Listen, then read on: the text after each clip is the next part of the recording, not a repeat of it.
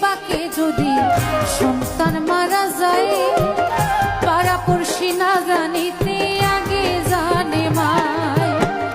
ঘরের চালে বৈশা যদি কাক কভু ঢাকে, কুলাতে ধান লইয়া মায়ে সন্তানের সুখ দেখে। বলে খাইয়া যারে দারুণতা উধর ভরিয়া, আমার সন্তান আছে ভালা একবার যারে কইয়া।